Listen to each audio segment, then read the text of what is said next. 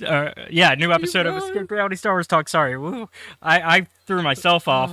I showed you before I hit start. I showed him a really funny TikTok involving Fallout stuff because he's a big Fallout fan. We've talked about how you're a We've Fallout. talked about how I like Fallout. Yeah, I don't know if we've gone like the levels of like how deep into it you are, but you're in there. Look, I know a little bit, okay? I would say that and Bloodborne specifically are your bread and butter. Yeah. Like I wouldn't say like all of the Soulsborne games, but Bloodborne definitely. Bloodborne, definitely. Elden Ring probably also. Or at least you're getting there. Like you definitely know more than me, but I also slacked and stopped playing it for a good chunk, and I still haven't gone back. You've beaten it like my 3 times. I'm on technical completion. Technically, I've gone to the end credits 3 times. Yeah. However, in terms of like defeating final boss, Twice. I'm on. Oh no. No. Oh, 6 now. Oh, okay. So you've beaten the final Not boss new without game. going I just to... started another playthrough and went through it. Gotcha. Normally though, we talk Star Wars. Yes. I'm your host Caleb. Today, hi, I'm Seth. I talk Star Wars with this man. Today though, we're gonna talk because you wanted to tell me a Fallout thing before we started. And then we'll kind of go into it because we have one piece of news, but this episode should be pretty. It's standard. Yes, because we're just doing a short story. It's just a short story with our bar buddies from the Enlightenment. Yeah. So go ahead and tell me what's up with your because this is from a recent gameplay you've been doing of Fallout New Vegas. Once again, I'm doing which is your preferred Fallout. Yeah. I beat 3 again. I didn't like go through and discover everything as thoroughly as I did like the first time I played that game. I think that's standard for most RPGs that are as big as, say, Fallout. I mean, especially like, they're getting bigger and bigger. Yeah. Like Baldur's Gate 3, we were talking about this before, because I'm excited for Baldur's Gate. But yeah. So I've beat 3 twice and New Vegas 3 times. So this is 4. Yeah. Now, have you been as full exploration on New Vegas each time, or is it kind of... You did your full exploration run the first time, and now it's kind of whatever happens. Because I like to max things out, I'll usually go and explore the rest of the world.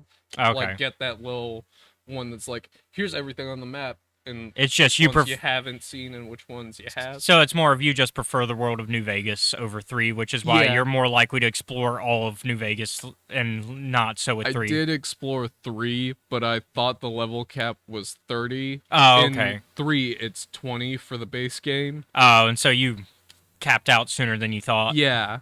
I thought I had more time, but I did not. I thought I had more time! Yeah.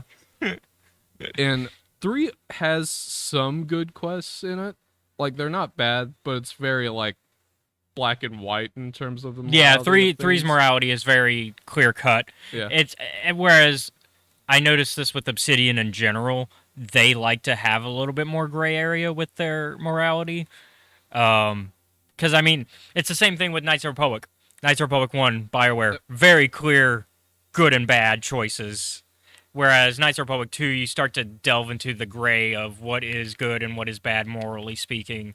And once again, that's Obsidian, who then takes over from somebody else's game and is like, let's explore morality a little bit more. Yeah. And so I've noticed that they do like to do that. That's one of their things. Hell, they've got an entire CRPG that you play as the villains, Tyranny. You're the villains in Tyranny. But the quest I'm talking out specifically is for New Vegas how little we know. And I've explained to you like how essentially it's go figure out what the Emerita's up to, and if it's bad, stop them. For those since this is the Star Wars podcast, we probably have to explain Fallout lore a little bit. The Emeritas are a crime family in New Vegas. They run a joint called the Gomorrah, which is basically a glorified casino whorehouse. That's what it is. Yeah. And they're basically the mob. And so, going through, I explain like how one of the people, Troik, just completely set up. He's been smuggling guns for them. Mm-hmm. Now we're going to talk about Clandon. Okay. And Clandon is a weird guy, is where my investigation starts on him. Because they're like, despite being at the Gomorrah, this den of sin and iniquity that it is, much like the rest of Vegas, Mm-hmm. he never drinks, he never smokes, never hires out a prostitute, which is weird considering where he is and who he's with. Yeah. And so going through, the first thing that's off is how, if you look around his hotel room, there are massive blood stains in there. Not a good sign. Yeah. So I go and I look around. There's no body. Like, I checked everywhere in that room. So I go and I look around and then I talk to him. And he doesn't have anything to say to me of any use. So I go to Cachino, who I'm siding with because that's who you want in charge. Because if you leave the other two, Big Sal and Nero, in charge, their attack on the ship is going to go through. Okay. I'm fairly sure I'm safe for the spoiler warnings of this game that's been out since 2008. Yeah, just in case. In case you care about Fallout on our Star Wars podcast and you don't want, and in case you're just picking up New Vegas for the first time. Yeah, spoiler warnings for a 15-year-old game. Yeah. And so I go and I talk to Cachino, and he is like, I don't know what the deal with Clandon is. Your best option is probably just to shoot him in the back while no one's looking. And I'm like, good enough, I guess. Because I can't find, despite the massive you just can't solve the actual puzzle. Yeah, despite the massive blood stains in his room, that's like clearly something is wrong. So I go and I look up like a guide just to see what the actual solution is. So there are two solutions. Yeah. One of which I can't do because I've already done another quest. So an NPC I could talk to, I helped get away from the Omertas, so she can't tell me anything because I've helped her. Because she's already gone. Like, escape. Yeah, she's already gone. Therefore, you can't get. Because they were like, "We're not gonna fucking stay here." Yeah, so you can't get in touch with them. Yeah. So I'm like, all right. Bang. I go and I kill him. Yeah. And I go, and I'm like, all right. This is after I like have followed him around for a day. And I go and I, of course, loot the body because that's what you do in an RPG. You kill things and you take everything they give you. Yeah, that's about right. And I find a key to his safe, right? Yep. So I go and I look through his bedroom, and I look a lot more closely this time because I'm like, well, obviously, if it's a key to a safe, there has to be a safe in one of the like 2 rooms he's in. It's very logical. And so I go and I find one. And in it, it's like, oh, now I understand why there's so much blood in this room. And you don't hear anything. The in-game description for the item is just, hey, here's why Clandon's here. He's an explosives expert. And they have basically been using him to, like, make chlorine gas. Oh. Like a bomb for that, so they can attack the NCR embassy. And the other thing that I found out is apparently our boy Clandon here has been making snuff tapes. So I'm glad I killed the son of a bitch. Yeah. Good riddance.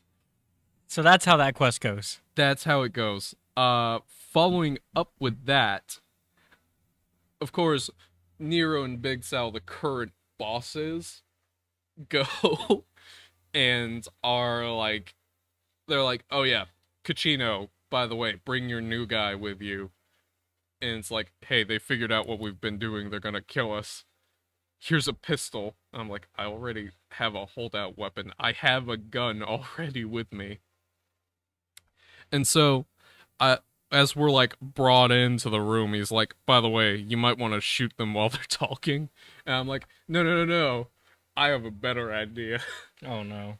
So I'm like, all right, I'll take a seat. And so Nero is like, hey, I heard you've been running the hands with. I'll let you finish, but I am going to comment on that. And so I go and I sit down, and Nero's like, hey, I know what you've been doing. Do you have any last words before you die? And I'm like, before I die, do you want to explain your plan to me? And so he goes and he explains the plan. And I'm like, wow. He didn't, Big Sal didn't mention this when he paid me to kill you, which is a lie. He never did any of that. Yeah. And so he turns and blasts Big Sal away. And I'm like, good enough. Bang. And it's like, congratulations, Cucino. You're in charge of the Emeritus. Don't do that attack on the strip, or I'll have to come back. Yeah, yeah, I guess that's what makes it different. Okay, so I was gonna say they are working on a Fallout TV show. Yeah. And it's supposed to come out early, like in the first half of next year on Amazon. Okay. But we don't know which part of Fallout it's based on, so yeah. So that's the other thing. And your mom was saying like she likes gangster movies, which would be specifically New Vegas setting. Yeah. So New Vegas is westerns and gangster movies. Yeah. Whereas Fallout 3 is more Americana imagery, and then 1 and 2 are kind of like Mad Max. Yeah, that'd be a good comparison. And then 4 goes back to the Americana because you're in Boston, and so you got that classic American Boston spirit. 76 also sticks to the Americana imagery, but a little bit. Most of them are some sort of Americana imagery. It's just what type of Americana, and so like 3, 4, and 76 tend to be more classic, like revolutionary imagery, whereas 1 and 2 are westerns with Mad Max, and then New Vegas is just western and gangster. Yeah. So for context, 3, 4, and 76 take place on the East Coast. Yeah, 76 is west, like the Maryland. Yeah, DC, 76 Virginia is because 76 is West Virginia. 3 is Washington, D.C. specifically. Yeah. And then 4 is Boston. And then 1 is in California. Mm-hmm. 2 is also in California. 2 is also in California. Yeah. Set like 50 years later. Yeah. And then I wonder where New Vegas is. Yeah, I wonder where New Vegas is, yeah. But they are working on a show, and they've got good talent behind it. They got Walton Goggins as one of the leads. That's if you've ever seen Django Unchained, he's in that. Okay. He's also in The Hateful Eight and Ant-Man and the Wasp as one of the side bad guys. It might be more telling that I know him from the Tarantino films. Django Unchained. From the Tarantino films, yeah. He's a good actor though. I think he's funny, and I think he could bring something to it. He's also a Bama boy. He's from Birmingham. He's from Beham. Are you positive? I'm positive he did. And then Ella Purnell is also in it. She was in Maleficent, and she's Jinx in the Arcane show on Netflix. Okay. So once again, weird pull, but I'm more familiar with her as Jinx. Yeah. Like once again, this is somebody who I can see having. She's young, but she's got a lot of talent, and so I could see this. And then Kyle MacLachlan, Twin Peaks, or the original Dune, if you want to really dig into the. MacLachlan. I'm surprised Twin Peaks isn't the reference that you know, because that Twin Peaks I feel like is a reference to something, but it's actually comes out before Twin Peaks. Okay. Dune comes out before Twin Peaks. No, not Doom. There's a reason why. Dune. Sorry. Yeah. I don't. Not the video. Not the alien shooter Doom. You don't Dune, shoot aliens in Doom, but I know whatever. the devil, the demon shooter, whatever. It may be telling that But you're on Mars. Yeah, don't ask me why, because they figured out space Um, travel and whoops, hell portal. Yeah. Well, it's not. But the reason why I know about Twin Peaks is from a really bad game. And I'm trying to... Oh, I know what you're talking about. Where it plays out like a Twin Peaks episode. I know the game you're talking about. I forget what it's called, but it's basically, it comes out before Twin Peaks, but it's basically the plot of the Seeds episode from Twin Peaks. I know which one you're talking about. Hold on, There That's it the is. image of it, but where's the name of it? Come on. Oh, where is it? No. Although Alan Wake is a good game, and I'm excited for Alan Wake 2. Oh, they're making another Yeah, one? it's coming out. Yeah, Okay. they've shown a trailer for it. It's not that. When I see the name, I'll know it. Yeah, it's very... Silent Hills is also based off of Twin Peaks. There it is. Deadly Premonition. Deadly Premonition and Silent Hill both come out before Twin Peaks. Did they? Yes. Silent Hills, Because Twin Peaks think- was 1990. I think so. Like the No, Silent Hill 1 is 99, so it's after, like, it's 8 years after Twin Peaks ended. Really? Yeah, after its original run, yeah. Yeah, because Twin Peaks was 1990 to 91 for the original run, and then they did the 2017 return, and then that was it. Okay, I think that might be why I'm confused about it. But also, Kyle MacLachlan is also known for Agents of S.H.I.E.L.D., in my opinion. I like him on Agents of S.H.I.E.L.D. as, Never watched it. and Dune. Yeah, I mentioned Dune. Paul Atreides. We also Scotty's talked here. about how the only thing I know about Dune is that spice is important and that it's used for space travel, and that's the only thing I remember from it. Yeah, it also, yeah. It makes your eyes glow. Dude, what, dude? Especially with part 2 coming out soon. Like, I just got those. ooh, expanded universe. Star Killer for all you Force Unleashed fans. I'm taking that one to Shreveport to have Sam Wentworth sign it. Okay. All right. Yeah. And this is Force Unleashed 2 because he's dual wielding on the box. Sure, they just came in. That's how I know. Because in the first one, because the first one you don't dual wield. You do the Ahsoka Tano lights. Yeah. Get a closer look. Yeah. Oh, yeah. That light's gonna just kill it. But yeah. There we go. There we go. Yeah. That's what. Come to Scotty's Toy Shop. You can buy Yeah. Scotty's Toy Shop here at Gamers and Geeks. Oh.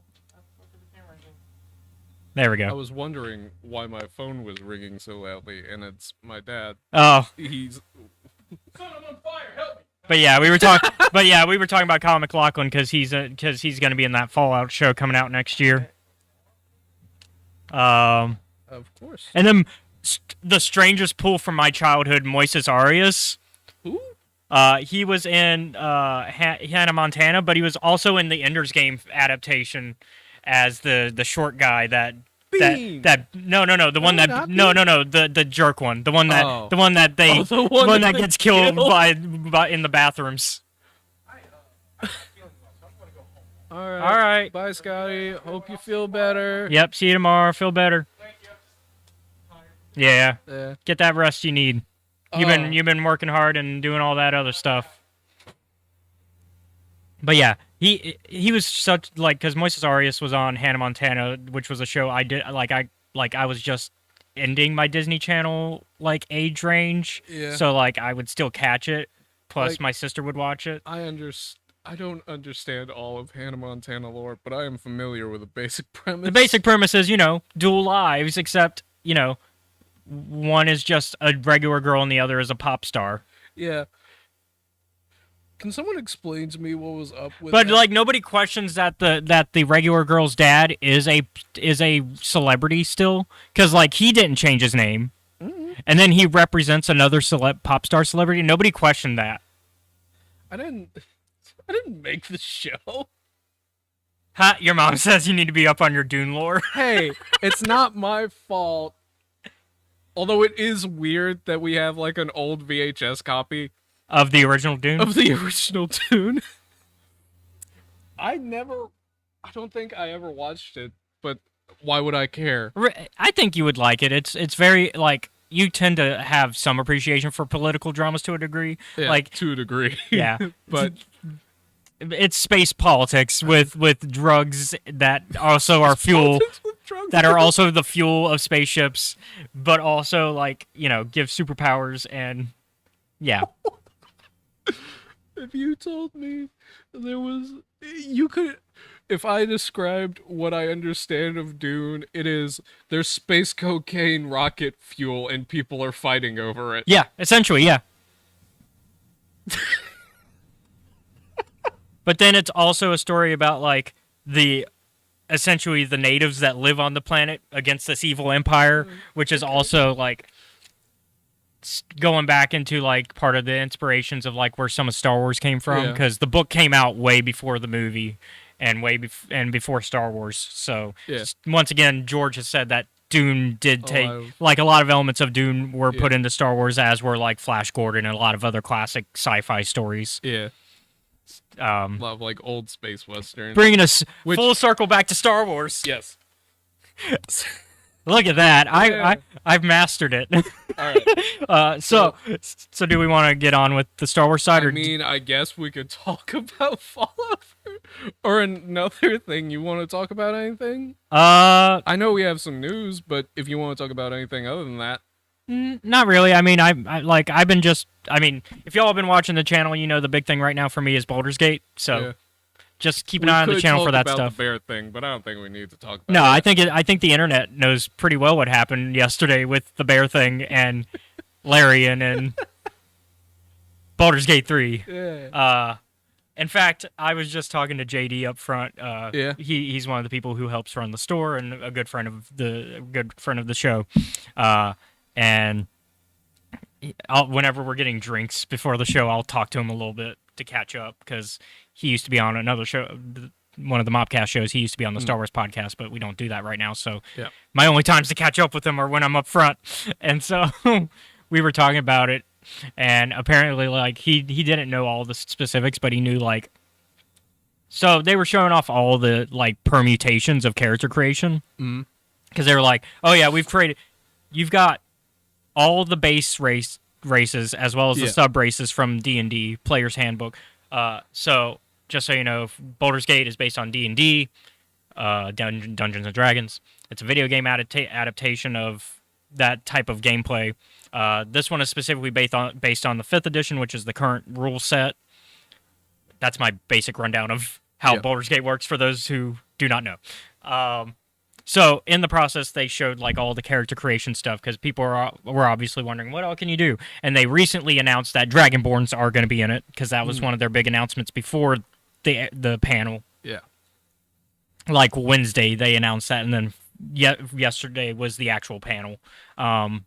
So we got to see that, but at the bottom, I noticed a certain thing that you can adjust that they couldn't show us on the panel for obvious reasons. And it was genitals. I thought you were going to say tail size, but sometimes Dragonborn don't have tails. Yeah, but genitals. You can mess with your genitals in the game. Now obviously they couldn't present that on the live stream. Yeah. But they could show the bear scene. To be fair, the bear scene, like I said, it was a tasteful scene. There were certain moments where you could see stuff, but like it wasn't like a long shot on anything, right? And then they cut away before anything major could happen, like, because obviously there's major stuff. But but obviously they were trying not to get banned, only for them to still get banned on TikTok because of the bear scene. To clarify the bear scene, fine, we're going to talk about the bear in the room. No, we don't have to, like you said. But yeah, no, JD was telling me that he read an article that talked about all the permutations and talked about that specifically. Sometimes your character creation goes a little too in depth. It's not the first RPG to No, do it. it's not. I mean, in fact, not even the most, like, it's not even that far off from one, because what? The last one I can think of was that Conan video game. Because there's that Conan RPG that allowed it. The only other two that I can think of are Black Desert and Cyberpunk 2077. Oh, yeah, which is more recent than the Conan video Yeah. game, actually. Trying to find that specific video game. I think it was Exiles. Yeah, Conan Exiles did it. But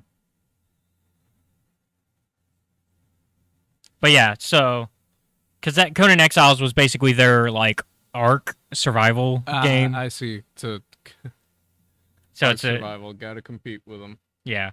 I mean, Ark survival is a good premise. Yeah. It's just a janky game. But yeah, no. So then yeah, with Cyberpunk, then yeah, it's pretty Yeah. So like that's still really recent because what, that was 2020 that 2019 2020 Yeah. around there. Towards the end of that. I think the end of 2019. Oh. I think it was the end of 2019 when that came out. So yeah, that's still like only 4 years ago. Yeah. I didn't mean to backhand the microphone. Backhanding the audience that listens to the I'm podcast. so sorry. Yeah, you hit them in the ear. What's wrong with you? Bow. But yeah,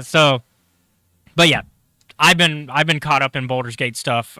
Yeah, because it's gonna be released. It's coming out in less than a month. It's August 3rd. So, which is sooner than what it was supposed to be. It was supposed to be later in August, but then it got bumped up. And then the PlayStation release is keeping a September release because they want to work it out a little bit more and make sure it gets the full 60 frames per second. And then they don't know when they're going to release for Xbox and Mac yet, but they know they want to. So you didn't intend to do this, but you convinced me to buy a game, and you convinced me to buy Outer Worlds, which I'm gonna have to do probably on next Friday, because right now... Yeah, you're waiting on paycheck. Yeah.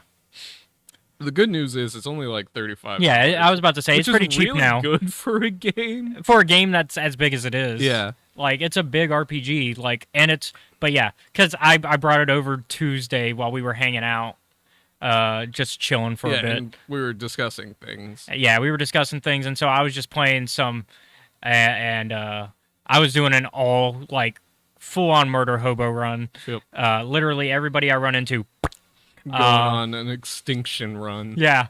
And it reminded me of old school, like, Elder Scrolls, where you could actually, like, just kill the main storyline. Except, I think Outer Worlds is smarter because they were like, oh, yeah, you don't need that person to finish it. You just need the technology that they had, so you can continue the main story without them. Yeah. I remember you told me about one, like, potential party member, and you were like, yeah, he's a priest, but he doesn't want to be a priest. Yeah, he wants to go explore the world and everything. Yeah. And you're like, so as you're walking towards... Yeah, I walk towards the church and I'm like, do you think he's going to shoot me immediately? Because I've already got a bad reputation by this point in the game. Because, like, you had gone through that town twice and just eviscerated them.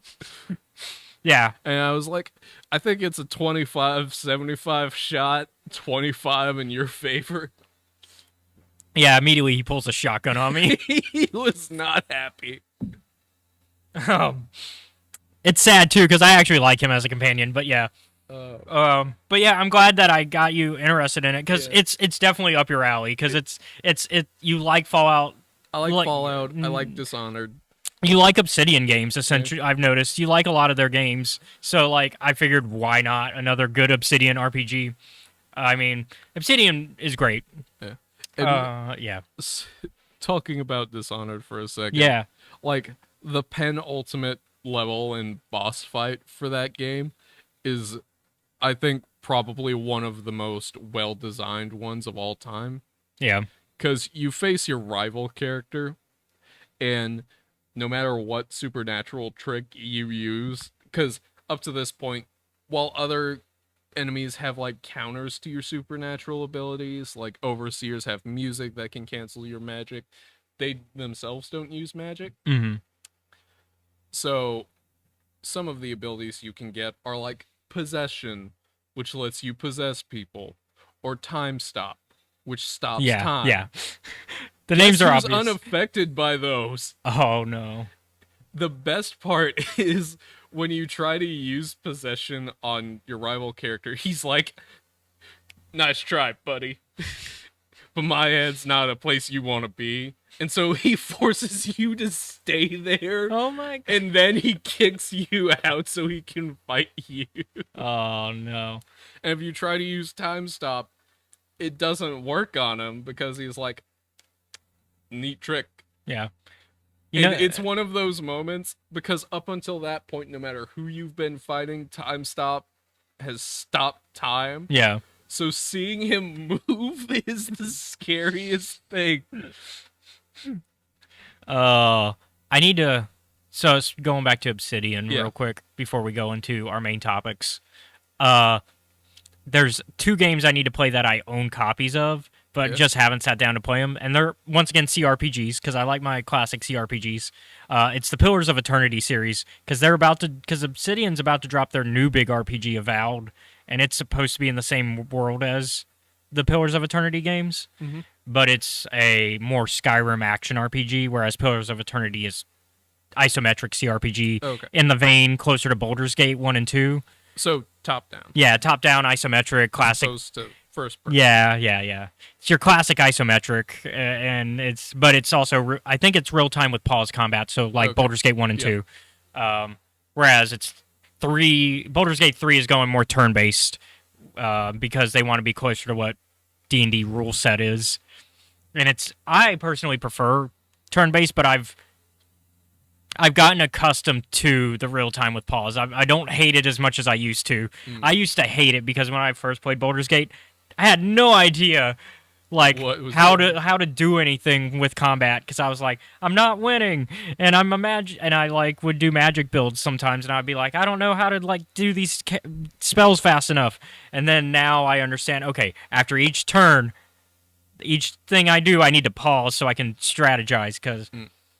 Real time with pause games count on you to strategize yourself and not, Anyways, actual topics for today. Yes. So, we're going to dive into some High Republic news because we got an awesome piece of High Republic news. We got a cover for the next big High Republic book. And the art has been making the Star Wars Twitter fandom rabid. Yeah. It's very much it's making the girlies hype. I see. Because it's exactly what you think. It's Markion Rowe in a sexy position. I'll full screen it for us, but yeah. I see. Yeah, it's the I'm sitting on the throne confidently position, which Star Wars has been really taking advantage of. Recently? Yeah. Well, not even recently, because they've done it for a while. They do that anyway. They've done it for a while, because Darth Maul did it in Clone Wars when he sat on the throne in Mandalore. Yep. And that made the girlies hype, which I understand why the girlies are hype, because it is a cool position to sit in. Book of Boba Fett did it with Boba Fett sitting on the throne in Jabba's palace. Yep.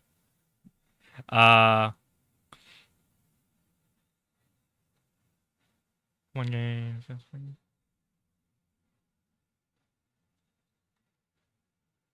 I think that's for you.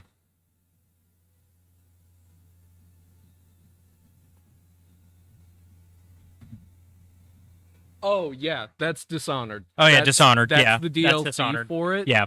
And so what I did, I did one playthrough where essentially I presented the crimes of the characters I was dealing with to my family, and I let them decide because I already know how to do either one of them. So this has you'd already done a run, so you were just like, yeah, this is a fun run. What do you guys want me to do? Yeah. Sometimes they Overseer Campbell, the first bad guy in the game, he's essentially supposed to be a pope figure, Mm-hmm. and I explain Yeah, by the way, here's the thing. He, like, basically steals money and doesn't use it for the church. He's killed, like, 2 prostitutes. And they were like, kill that man. I'm like, the other option is for me to go and get him kicked out of the order by stamping a brand on his face where he will eventually contact the plague. Yeah. And I'm like, which one do you guys want me to do? And they were like, kill him. Yeah. And I'm like, all right.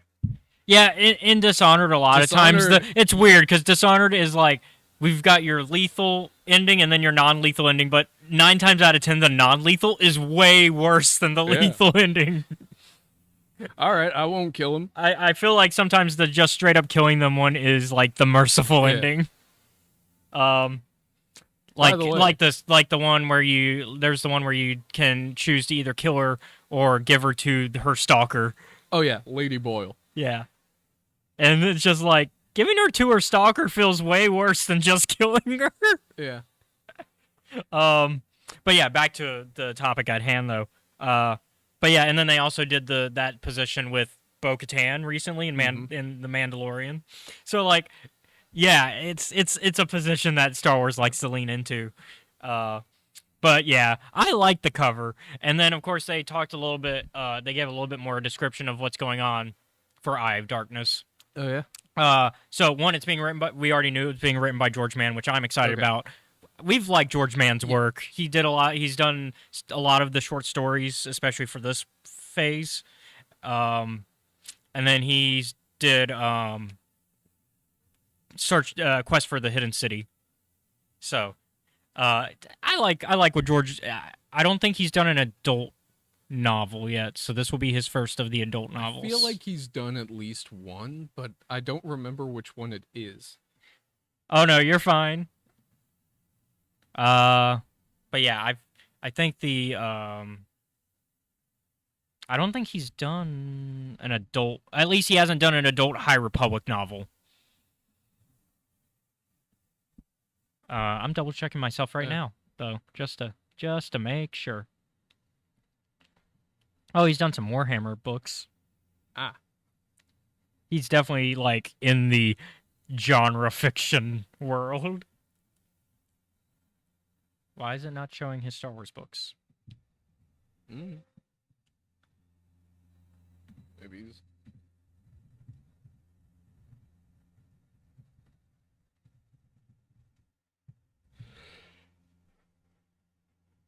Here we go. George Mann.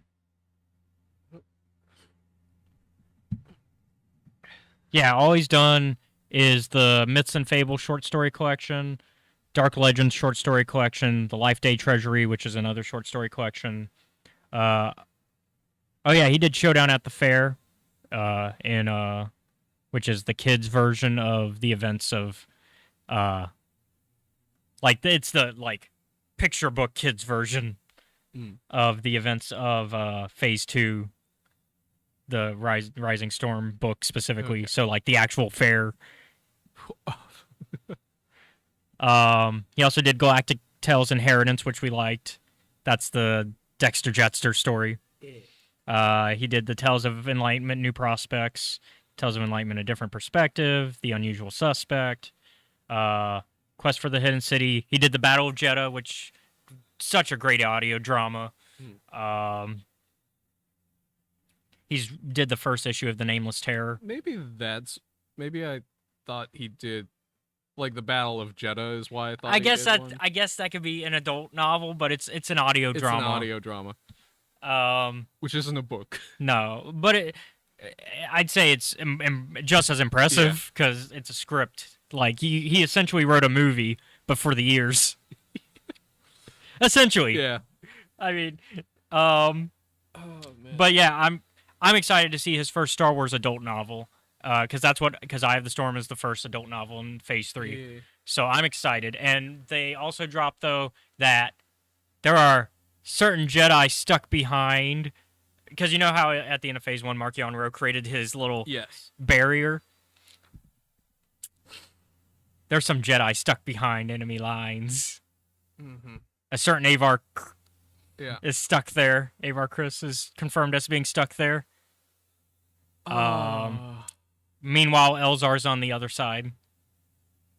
So we're gonna get that story. That's gonna be fun. I made some dark jokes on some mutuals TikToks about it, about them freaking out about that. I said, "Yeah, we're gonna get some Star Trek Wrath of Khan ending, aren't we?" Oh boy. Them touching the glass and if you've never seen Wrath of Khan, go watch Wrath of Khan. Actually, I don't want to spoil it.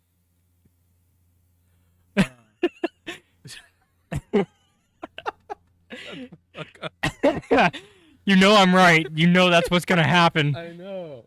Because it's High Republic. We can't have happy things in the High Republic. Elsa, give him a break. He's fucking working on so many other problems. God damn. It's okay. He's got a backup possible girlfriend, although she does not like him that way. Yeah. Ty York. When Ty York read his mind, and she's like, gross.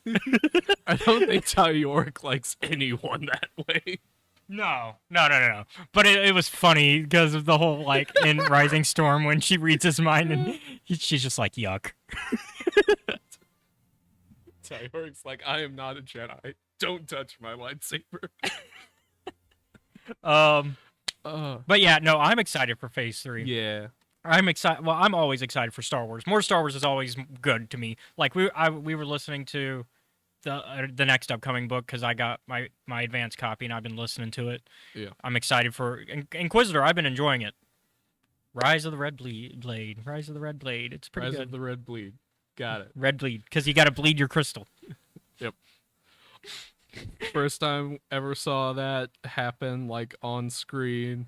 Oh my gosh, yeah. The first time we see it on screen, Jedi Survivor. Yeah.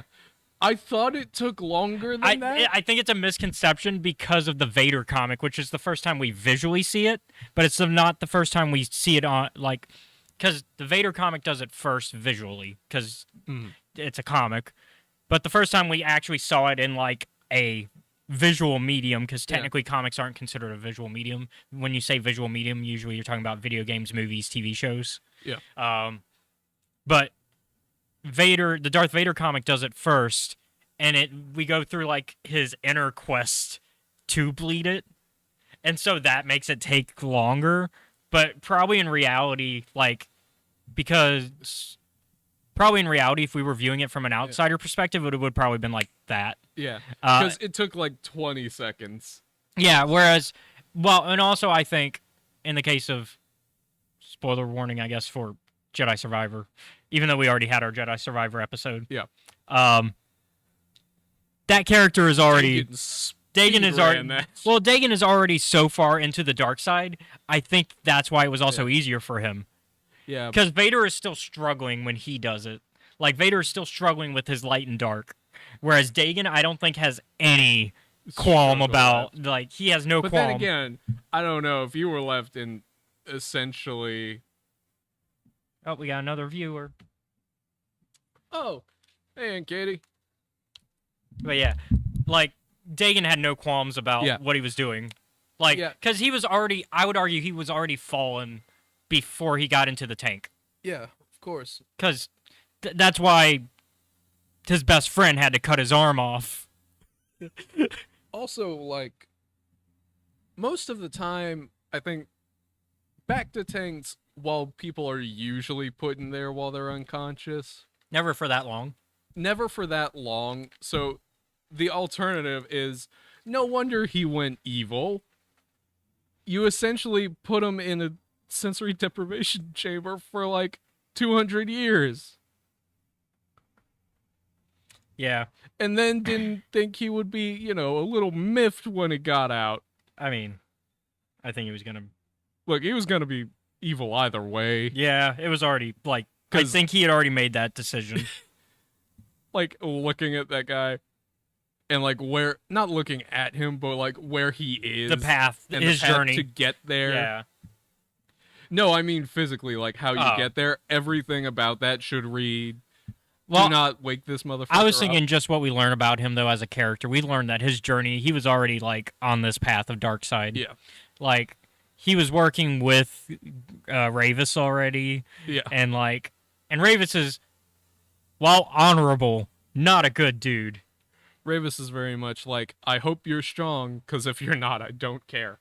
Yeah, Survivor's a great game. I recommend it. I'd say if you liked Fallen Order, you will like Survivor better because it takes a lot of what Fallen Order does and just builds upon it gameplay wise. And then as a story, it just builds on it even more.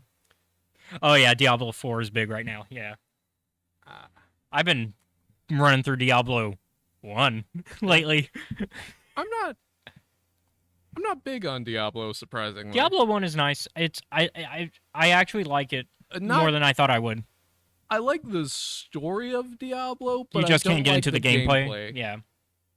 It's definitely because it's an action RPG, but in an isometric form, and that's not the usual mode for the isometricness of it that gets me. Yeah. I just don't like the gameplay loop. Yeah, the game. Oh, yeah, very satisfying. Yeah, where you have to. It's basic because it's basically a what's it called? A loot and shooter, but it's like a mixture of that with like dungeon crawling. Yeah, dungeon crawling, loot and shooter. Yeah. Yeah, I haven't played Diablo 3 in a minute, but I have it on the Switch. It runs pretty well on the Switch. But yeah, so I'm just excited about where we're going with Phase 3 and Star Wars in general. Like Star Wars in general, I just like give me more books, give me more video games. I'm happy. I will, even if I don't like every little aspect of it, I will appreciate what I get. The dopamine on the loot drops, yeah. When you get that purple epic. For me, it's more, I need, like... You're a story guy. You need... That, and, like, in terms of, like, gear and equipment, I'm like, I need tools that are reliable. Yeah. I don't need 800. I need 6, maybe 7, and I can figure it out from there. So, sticking with the High Republic. Yes. That's it for news, really. Yeah.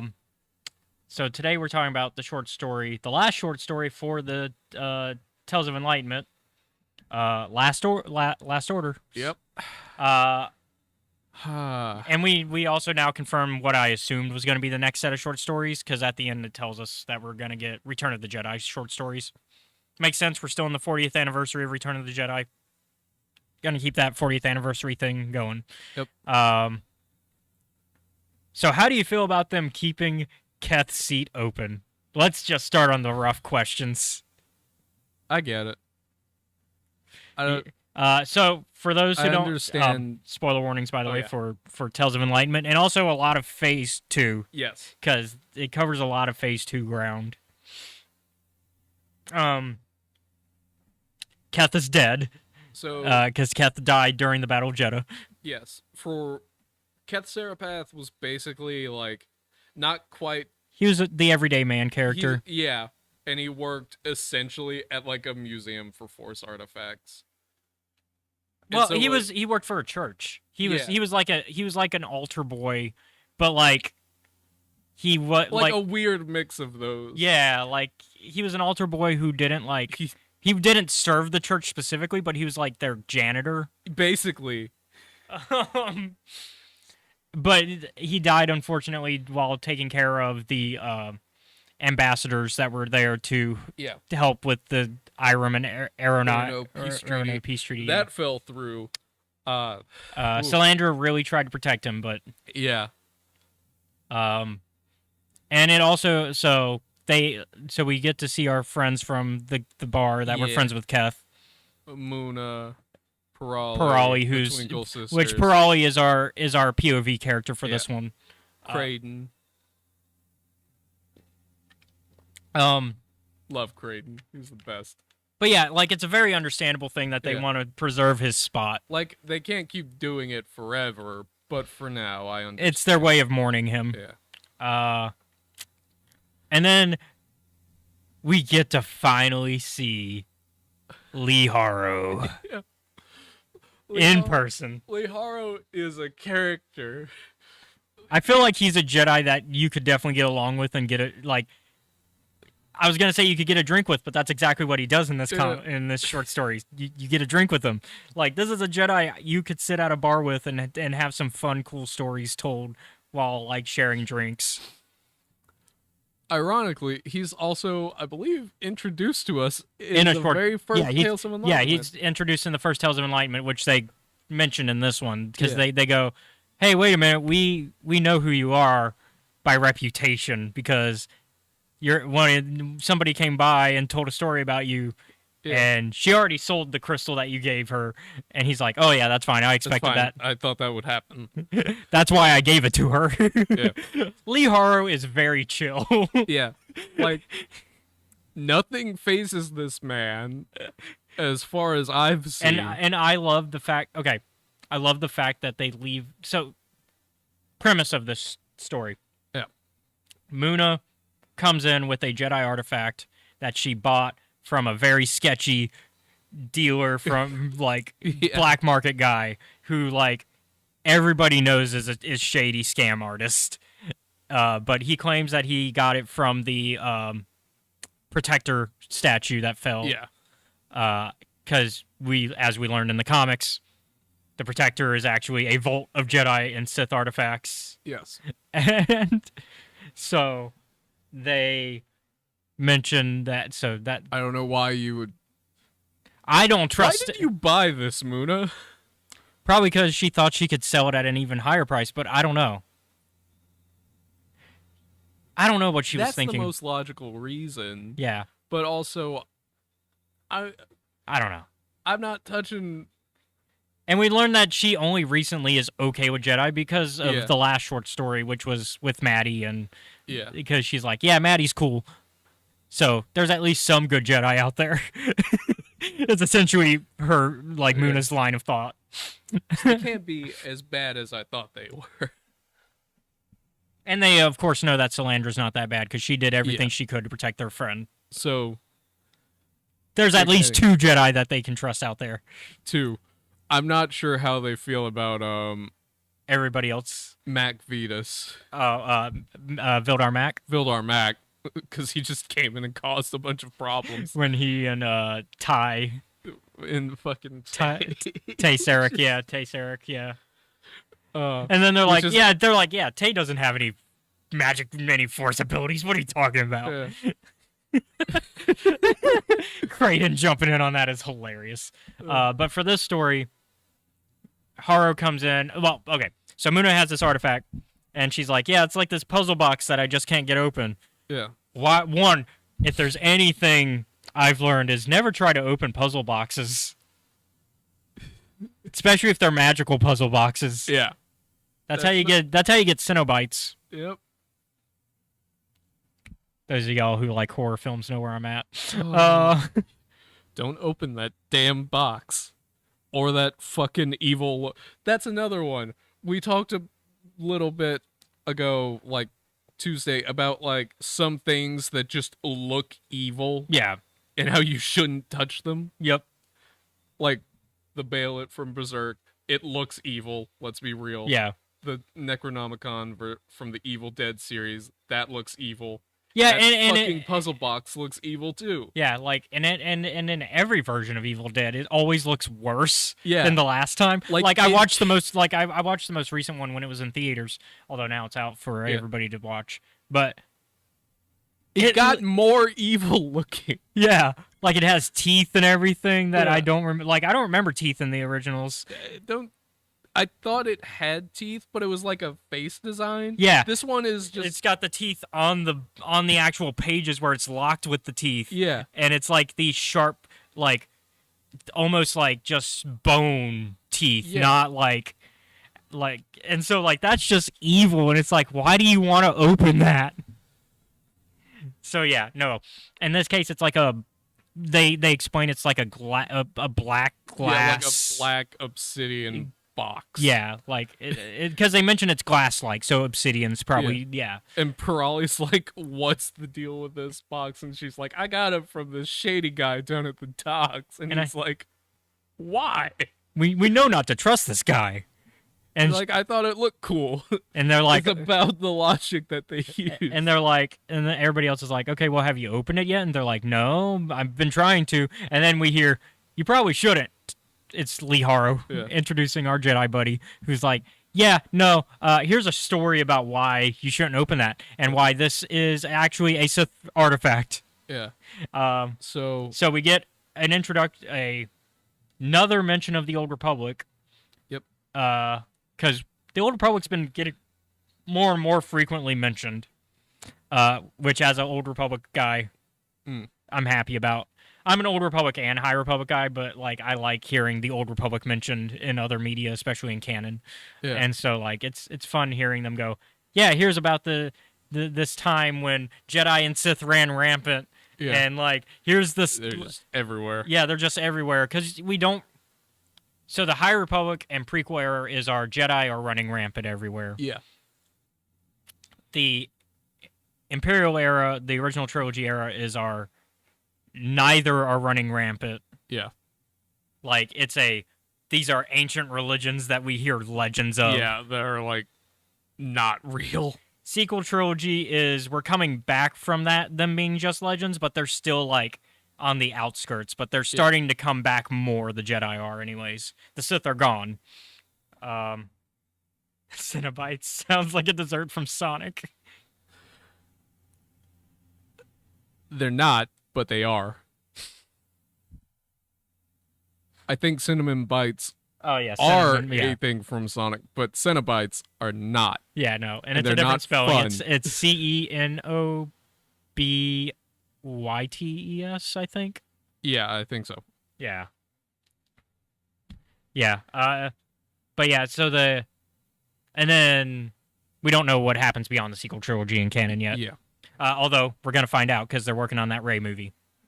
And then Old Republic is our Jedi and Sith rampant because the Sith aren't extinct yet, and they are going at it. And and then Dawn of the Jedi era, at least in Legends, is neither really exist in the same way because this is a time of early Jedi. Yeah. And so the religion is just forming, and so there's no real idea of what the ideology is going to become yet. And eventually we'll find out what the canon version of the Dawn of the Jedi era is because they're making that movie as well with the guy who just did a really good job with Indiana Jones. Because I saw that and that was good. All right. And so we'll talk about it later. Yeah, we'll talk about it later. But yeah, so getting this Old Republic mention, and he tells the story about a Jedi tracking a Sith who's been like known to murder a bunch of Jedi. Yeah, and so the Jedi is like, well, I can't take him in a straight up fight, so I'm gonna set up a trap for him. Yeah, but I need to find out, like, I need to research what I can do to trap him, and so then the Sith hears wind of this, and is like, I'm gonna make a fake trap. Punk the fuck out of this Jedi. So basically, the Jedi creates this box using the legends and rumors that the Sith set up, not knowing that the Sith set up these legends and rumors. And it turns out, yes, they did indeed build a trap. The problem is, if you're the one who opens it, you're the one who's trapped. And of course, the Jedi, not knowing this, got trapped in her own prison. Just her soul, though. Yep. So, like, just yanked it. Yeah, like, it's the thought bomb from Darth Bane, where it just takes your soul. It just took it. It just goes... Which, that's the second time this week that the thought bomb has come up in Star Wars conversation for me. In a box. Yeah, except this time it's a box. It's in a box. And so... What's in the box? It's your girlfriend's soul. It's your girlfriend's soul. Oh, man. Well, I can't say it's the other thing because it's not in this case. Yeah, it's not. It's not the girlfriend's head. Do you think... Spoilers for... Well, you know what? I didn't even say the movie, so it's not even spoilers for that movie because nobody knows what movie that's a reference to. It's a very... Oh, man.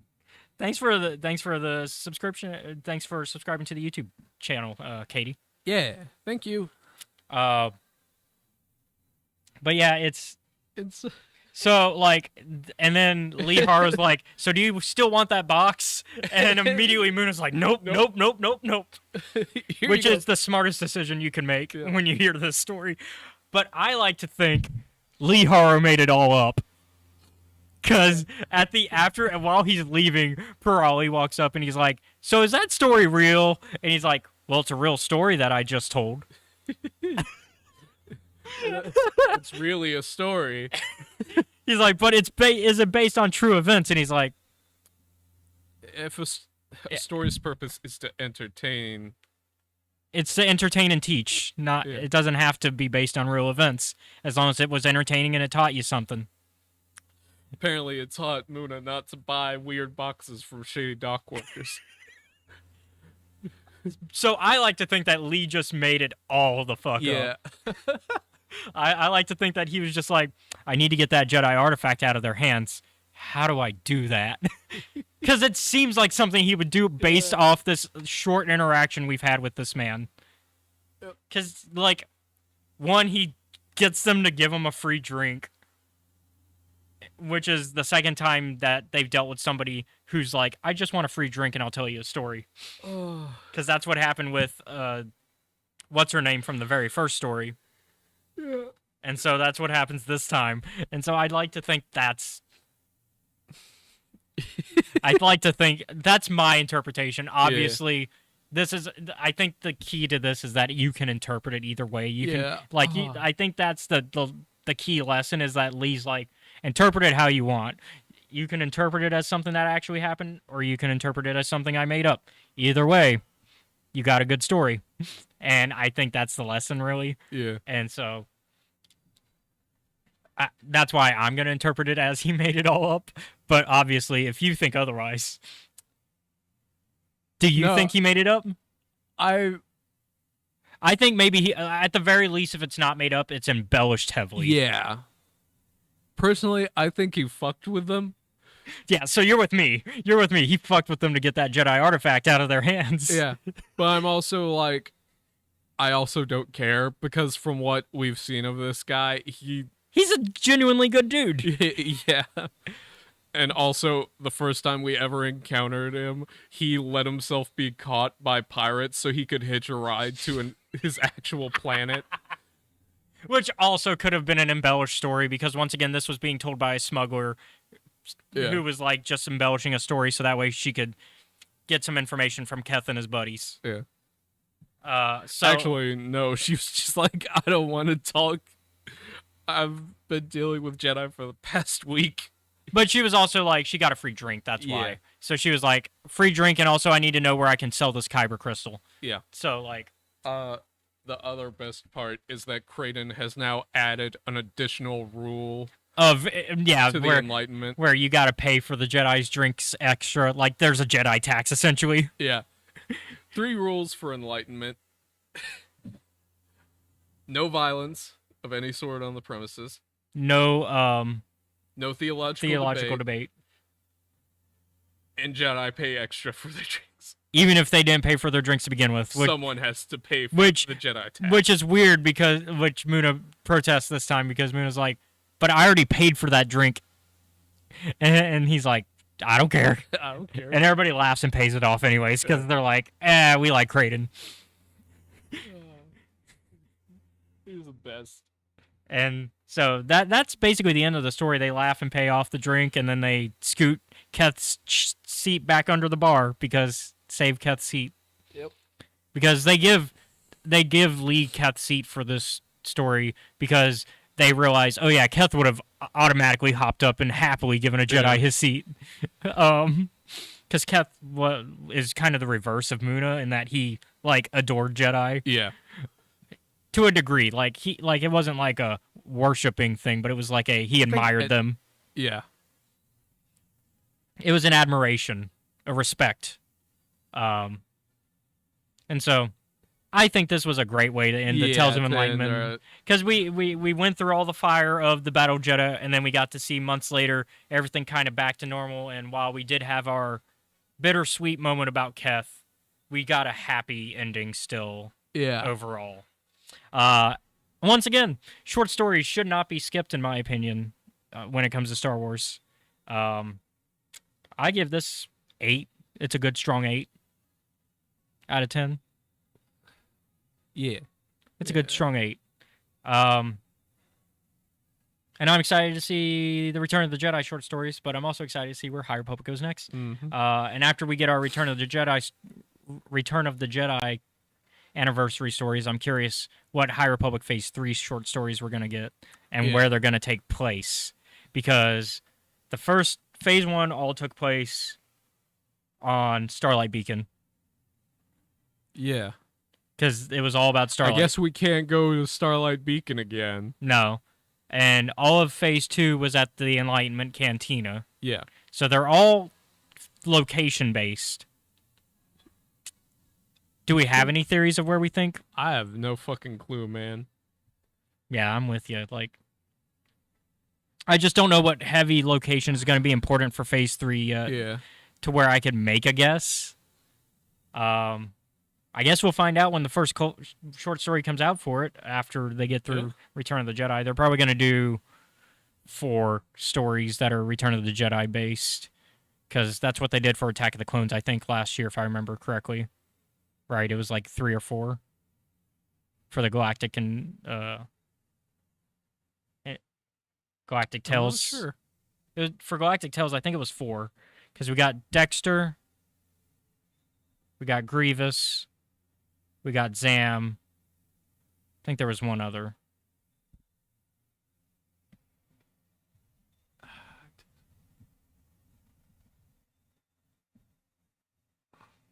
Mace Windu. Oh. Yeah, from Shadows comes the Cran. Yep. Yep. So I think we're going to get 4 stories that are Return of the Jedi based. So that's going to be this month, because the one we just talked about was for June, July. So this one that we just finished reviewing was for last month. So we're going to get a July, August, September, October, and then I guess November we start doing Phase 3 High Republic short stories would be my guess, which I think matches almost perfectly with the release of Phase 3, because that would mean we get Eye of the Storm, because I think Eye of the Storm is October. Or sorry, no, Eye of Darkness. Eye of Darkness is October, I think.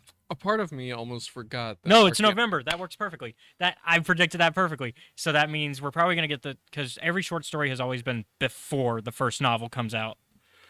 So we'll get our short story, and then we'll get the Eye of Darkness. Anyways, you were saying, sorry, I was happy about my prediction. I was about to say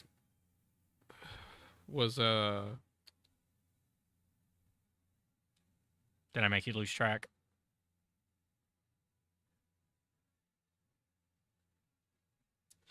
It was basically what am I reviewing? What are we doing next week? Next week. Good question. We are talking about the Star Wars comics. We're going back to the mainline comic. Okay. We're going to talk about Volume 5, I want to say is where we're at. Let me check. Let me check our schedule. Next week is 15th. Yeah. Star Wars 2020, Volume 5, The Path to Victory. All right. Is our next one.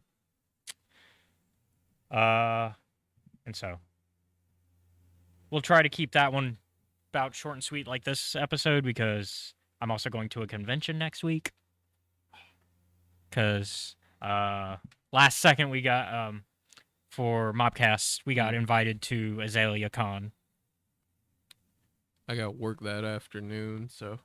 What time? Oh, usual. But yeah, usual we can. time, Yeah, so usual time. So we should be good. Yeah.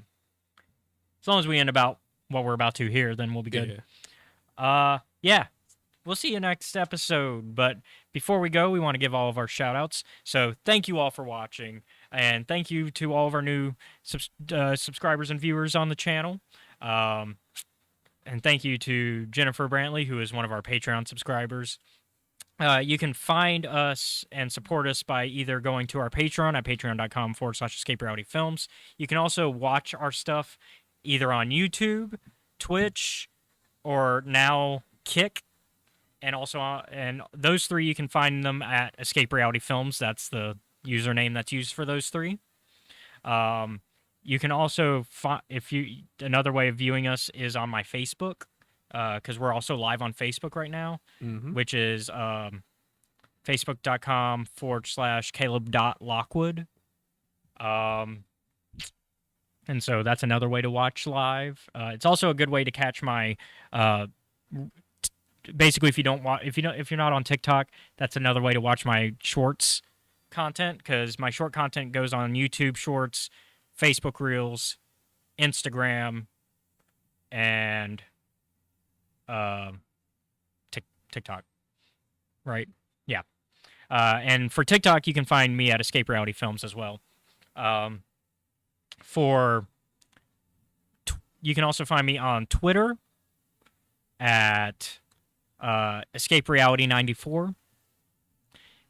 I'm also now on what's the new one that Instagram meta dropped? It's Threads. I'm now on Threads. Yeah, Threads is it's Meta's new, like, their version of Twitter. Yeah. It's pretty nice. It's very clean looking, and if you know how to use Twitter, you know how to use Threads. But you can find me there at Caleb.Lockwood as well. And that's also my Instagram. So, because they're all my personal ones. But I also do Escape Reality film stuff there. What else am I missing? I think that's everything of that. Where they can find me, yeah. You can join our Discord as well, on our Discord community, which the link is down below on... Yeah, I'm on Threads now, yeah. If you want to join our Discord community, if you are watching on YouTube, Twitch, or Kick, the link is right down below. For YouTube, it's like in the little description box, and then for Twitch and Kick, it's the little... You can click the button to go to the Discord. And then I think Facebook, it's also linked down below, because since we're live on Facebook right now as well. Now I think that's everything regarding that. Yep. Shout out to Mobcast Network, which Scotty was in here earlier. We got to see his toys from the toy shop. So also shout out to his toy shop. But shout out to Mobcast Network. They're the ones that actually rent out this space that we use. They provide it to us because I help them with their podcast. And we do Cult Movie Cantina, where we talk about cult movies and share them with somebody who hasn't seen them, and have drinks based around them as well. This upcoming week is going to be a cult meeting, which is just us talking about whatever we've been up to for that week. And then the week after will be our movie. So in 2 weeks, we'll have our next movie, so I'll save what we're going to talk about. I'll talk about it next week and let y'all know what movie that is. Or you can watch the show, and then, because that's usually out on Mondays, I want to say, is usually when it's out by. Mondays or Wednesdays is usually... Mondays is when a clip is out, and then Wednesdays is when we have the full episode. That's it. And you can find them on any podcasting app at Cult Movie Cantina. At Mobcast Network. And then facebook.com/Cult Movie Cantina. There we go. They are also on YouTube at youtube.com/Mobcast Network, where you can see my face again, because I help co-produce and co-host. And what else am I missing regarding them? I think that's it for Mobcasting Cult Movie. Yeah. Like I said, you can see us this weekend, next weekend at Azalea Con, because we'll be there doing a panel.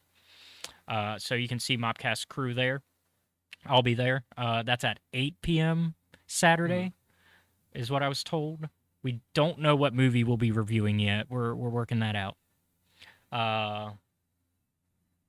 And then, yeah, that's it. Also, shout out to Gamers and Geeks, which is our local gaming shop here in Mobile, Alabama. If you're ever in the area, they are on Moffett and House Ferry. My brain Are always you okay, man? yeah, my brain always gets you a bit off today. no. It's just whenever I have to think of street names, I'm horrible at street names. But yeah, Moffett and House Ferry. Behind the gas station in that little shopping center, you'll find them. And then inside the same shop, we have Engage Gaming, which is like a inside in-store rental. Yeah, like I don't really know the best way to phrase it, but that's like the closest thing. And so like you pay an hourly fee to play on any consoles that they have: PS5, Xbox Series X, PC, VR. They also can provide the games, but you can also buy and buy games from them because they got some old classic games you can buy as well as modern games. So they do it all. You can also join their monthly membership and get a discount on the hourly rate for playing their consoles, and it's all in-house, so you just pay the hourly fee and you sit in the shop and you can play there. But yeah, Gamers and Geeks is the ones who actually provide the space to Mobcast, so that's why we like to give them a shout out. And since Engage is also a friend of ours and they happen to be in the area, I'd like to give them a shout. That's everything I can think of. Okay. Your turn. So, you've been taking a break. I'm taking a break because work has been calling me in on Sundays. That's fine with me, but they're still a friend of our show. They're still a friend of ours, and I still care about them, and I want them to grow. So go check out our D&D buddies. I was going to say our pals. Well, our D&D buddies. We're not Canadian. Our D&D buddies. Our D&D buddies over at Steam, all caps, _dungeon at twitch.tv from 5 to 7 Central Standard Time. Where on Sundays. Sorry, they're not doing it every day. No. They're very busy too. We're on Trials of Nebu, where a lot of things happened. Yeah. They're working on it. There's like a big god meeting coming to the city. Don't worry about it. Yeah, none of us care about like that. They're doing we like have our own goals. Yeah, like y'all, like they're hitting. You guys, I say y'all, but you're taking a break. But they're hitting like almost high campaign level stuff, almost there. Yeah, but we're like level 5, which is. It's knowing who's in charge of these games, I'm not surprised. Yeah. Because they none of us care about that, though. We are on a different level. Yeah. I think before I stepped away, I was investigating like a bunch of like weird being a barbarian and investigating a bunch of different criminal organizations. Because I guess that's something I just do when I play RPGs. Yeah. But they're dealing with some issues, but it's still downtime. Yeah. I mean, we've recently got over a dinner party where we invited all of the people we didn't want to talk to. Yeah, and what happened there, we'll let you watch and find out because they keep the VODs up until Twitch deletes them, which is I don't like that Twitch deletes VODs, but I get it.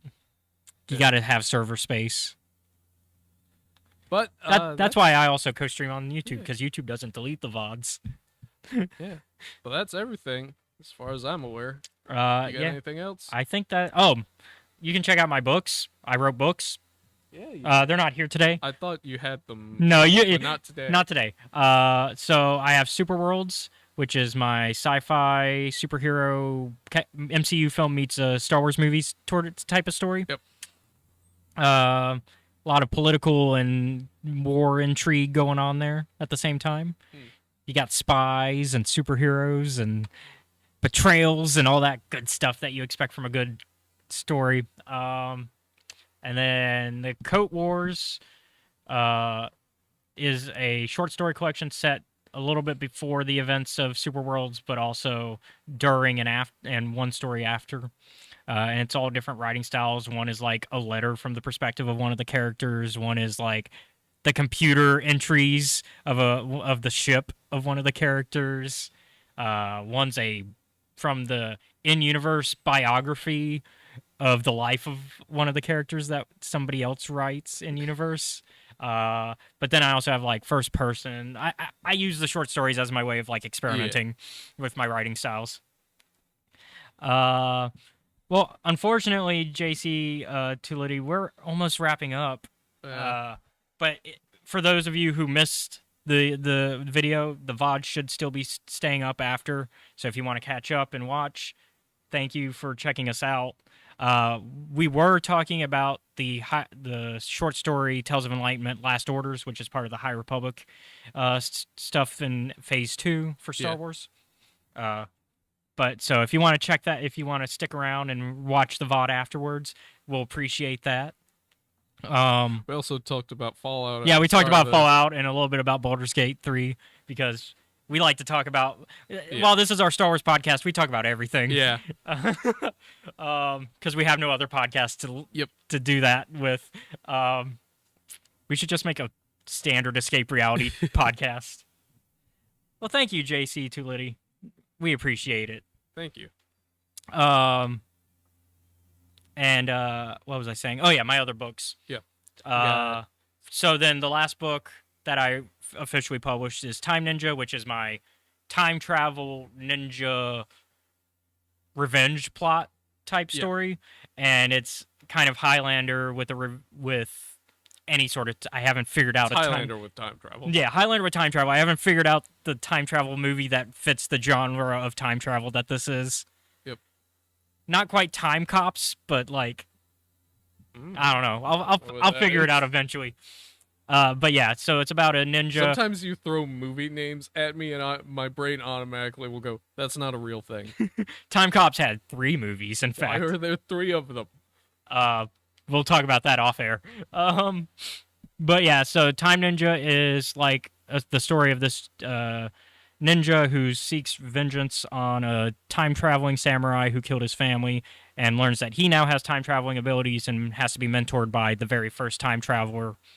And that's the story. All right. In a nutshell, without spoilers. And then, of course, I just released I'm working on a tabletop RPG set in the Super Worlds universe. I released the system reference document for it. It has no, so you don't get the universe setting stuff of it. Oh, thank you, JC. Yeah, we're just starting on Kick. Like last week was our first time doing the whole Kick thing, so we're really trying to I added the banners and everything last night because one of our people in the Discord was like, "Hey, do you have a logo and banner on the Kick?" And I'm like, "No, I don't. I should do that." And so I did that. I quickly put up our logos on there as well as adding the links to all of our pages on Kick as well because I like how Kick organizes it. They have each individual link thing that you can enter. I like Kick. So I'm hoping we can grow on there as well because Kick sounds like it's the place to be now. But yeah, system reference document lets you play the RPG system I'm working on. You can find that on escaperealitybooks.weebly.com. For if you're watching on YouTube, it's linked down below, and Facebook, it's linked down below. The link is not on Twitch or Kick, so just escaperealitybooks.weebly.com. I'll type it actually into the chat so that way our people can find it.